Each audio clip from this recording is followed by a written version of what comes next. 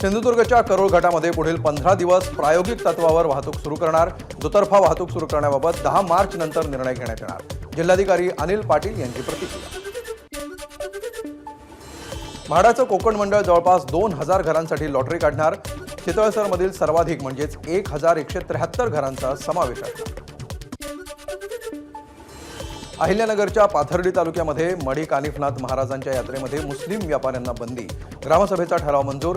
व्यापारी परंपरा पाळत नाहीत, ग्रामस्थांचा आरोप. अकोल्यामध्ये 10वीच्या परीक्षा केंद्रावर व्हिडिओ काढत रील्स बनवल्याचा प्रकार समोर. सावित्रीबाई फुले जिल्हा परिषद कन्या विद्यालयातील घटना. रील्स बनवणाऱ्या विद्यार्थ्यांचा शोध सुरू. कारवाई होण्याची शक्यता. शेगाव पालिकेचा प्लास्टिक विकणाऱ्या व्यापाऱ्यांच्या दुकानावर छापा. कारवाईमध्ये 27 क्विंटल प्लास्टिक पिशव्या जप्त. प्लास्टिक पिशव्या वापरू नयेत अन्यथा दंडात्मक कारवाई होणार, पालिकेचा इशारा. अकोल्याच्या पातूर तालुक्यामध्ये सागवान लाकडाची तस्करी. 3 दिवसामध्ये तस्करी करणाऱ्या टोळ्या गजाआड. 3,53,000 रुपयांचा मुद्देमाल जप्त करत 2 आरोपींना घेतलं ताब्यात.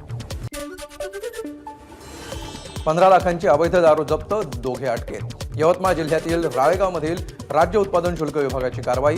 गोव्यातून कमी किमतीमध्ये विदेशी मद्य आणून करत होते विक्री.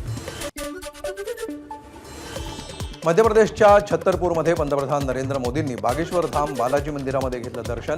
यावेळी मोदींच्या हस्ते बागेश्वर धाम कर्करोग वैद्यकीय आणि विज्ञान संशोधन संस्थेची पायाभरणी. रुग्णालयामध्ये वंचित कर्करोग रुग्णांना मोफत उपचार मिळणार. महाकुंभमेळ्यामध्ये आतापर्यंत 60 कोटी भाविकांचं अमृत स्नान. महाशिवरात्रीपर्यंत सुमारे 65 कोटी भाविक स्नान करण्याचा अंदाज. ओडिशाच्या गंजम जिल्ह्यातील ऋषितुल्या समुद्र किनाऱ्यावर लाखो कासवांचं दर्शन. ओडिशाच्या किनाऱ्यावर पोहोचण्यासाठी 3 लाख ऑलिव्ह रिडले कासवांचा 9000 किलोमीटरचा प्रवास. या कासवांनी 5.5 लाखांहून अधिक अंडी घातल्याची माहिती. लिबर्टाड प्रदेशातील पेरूमध्ये शॉपिंग मॉलमधील फूड कोर्टचं छत कोसळलं. घटनेमध्ये 6 जणांचा मृत्यू, 78 जण जखमी, तर त्यापैकी 3घांची प्रकृती गंभीर.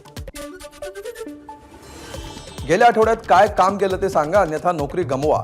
अमेरिकेच्या नोकरदारांना एलन मस्कच्या खात्याकडून ईमेलला 5 मुद्द्यांमध्ये सोमवारपर्यंत उत्तर देण्याच्या सूचना.